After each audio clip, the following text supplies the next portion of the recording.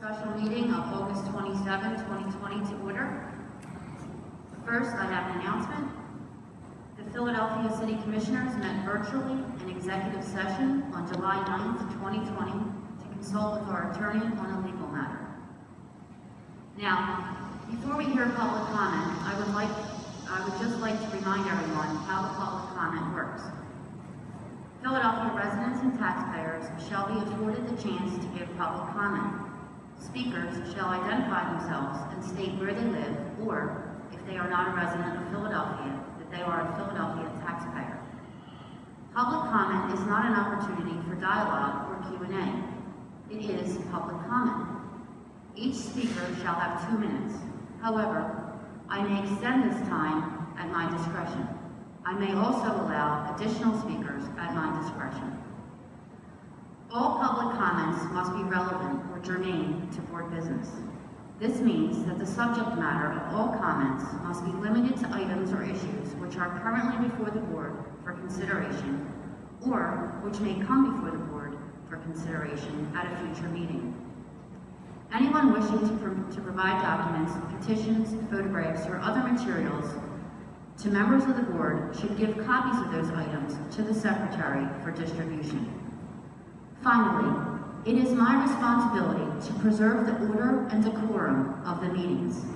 As such, profane, slanderous, discriminatory, or personal attacks will not be tolerated. Speakers shall give this board the respect that is given to other government bodies, such as City Council or the state legislature. We will now proceed to public comment. Is there any public comment? Please step forward and state your name for the record. Good morning, Commissioners and Deputies. My name is Murielle McCarthy. I'm a resident of Philadelphia. I'm making a statement on behalf of Tech and Civic, of which I'm a member. According to your website announcement, the board plans to hold its meetings here in this warehouse. It's a massive warehouse with multiple entrances, but your announcement for this meeting didn't provide an entrance location, which makes it hard for the public to find this space, which discourages the public. It's also half a mile from the nearest bus stop and is about a 20 to 25 minute drive from City Hall, and your offices are in Spring Garden. You've had online meetings since COVID, so why are we here? This is kind of baffling. I'd like to ask you questions about this decision. You can answer here or by email, and we'll be happy to post your answers publicly. Your answers should be public. Number one, why did you move the meeting to this location when there's ample space at your Spring Garden offices and is close to public transportation? Two, why did you cut off the Zoom component when you could just continue that mode of communication so that more members of the public can safely participate? Three, why don't you record your meetings for the public? And why don't you post transcripts or even minutes of your public meetings like normal public agencies do? Four, what is the reason for your policy of not answering the public's questions during these meetings? Moving these supposedly open meetings to this difficult to access location and needlessly cutting off online participation makes a mockery of the Sunshine Act.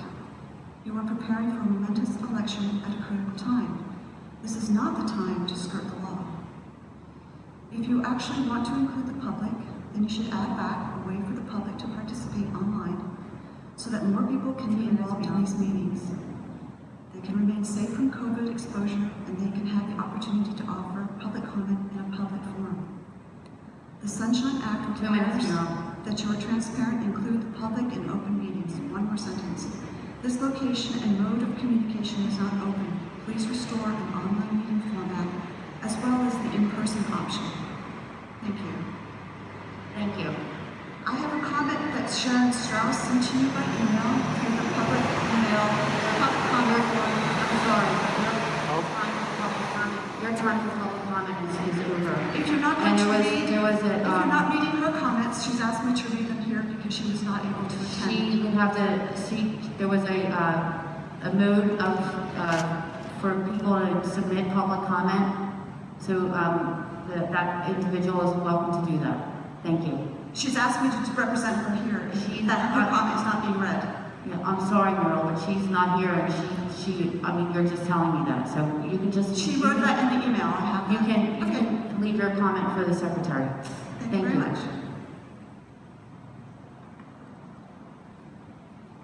I will now call on Commissioner Sabir for a report of the secretary. Oh, I'm sorry, Rich. I apologize. Please, public comment. Proceed.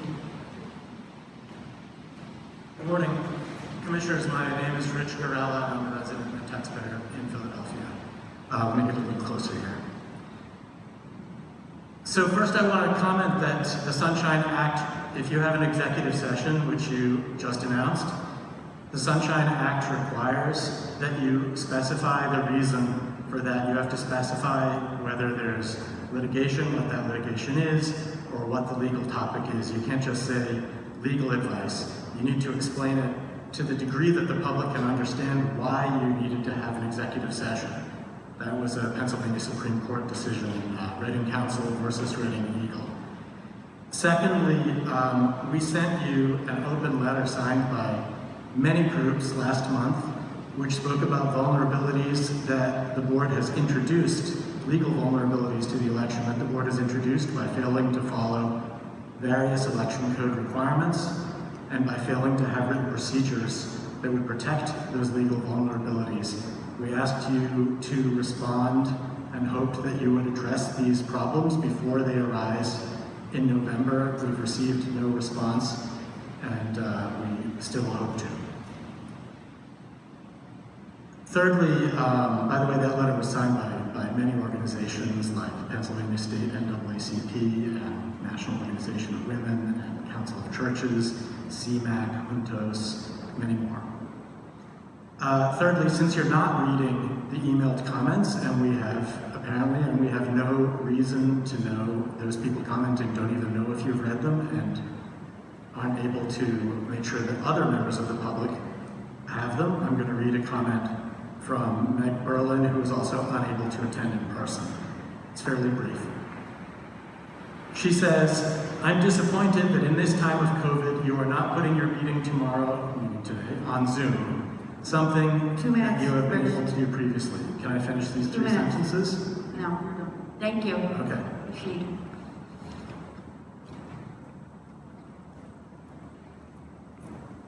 We'll now call on Commissioner Sabir for a report of the secretary. Commissioner Sabir.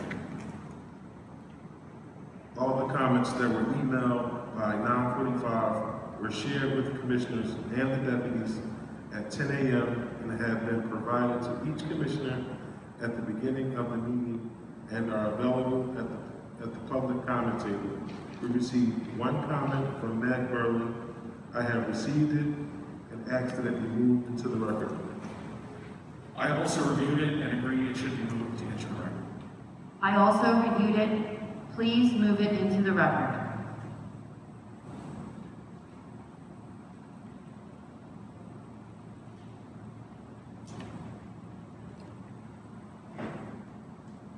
We'll now proceed to new business, and I won't take up much time with my motion because with the $10 million comes a whole lot of work that we need to get back to.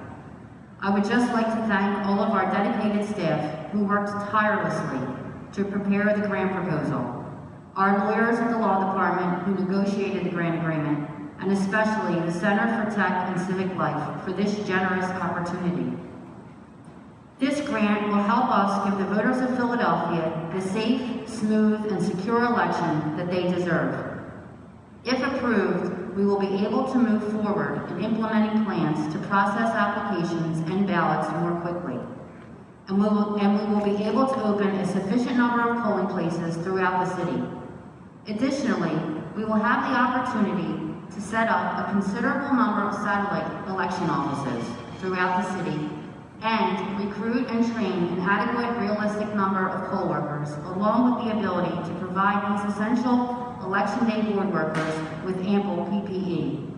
I would just like to note that the motion that I am about to make on the agreement will not change the board's independent consideration of election-related plans moving forward, including board votes on specific decisions when appropriate. I motion that the board approve the grant agreement dated August 21, 2020 between the City of Philadelphia and the nonpartisan nonprofit Center for Tech and Civic Life. Do I have a second? Second. All in favor? Aye. The motion carries. Is there any more new business? I do, Madam Chairman. The first step to ensuring that polling places are open, safe, and convenient for voters on Election Day is to make sure that election board workers and polling places are well compensated. By increasing the compensation for election board workers and polling places, I hope we will be able to open and staff as many of the normal polling places as possible and provide a level of service that the voters of Philadelphia both expect and deserve.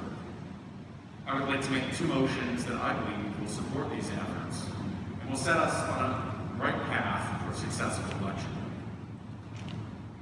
I'd like to motion that for the November 3rd, 2020 general election, we set compensation for the election board workers at $200, with the additional compensation of $50 for participating in election training, as provided by the staff, and $5 for the judges of elections for picking up and returning elections materials.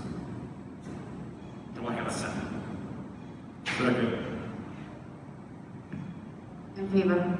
Aye. Aye. Aye. Motion carries. I have one additional motion, Madam Chair.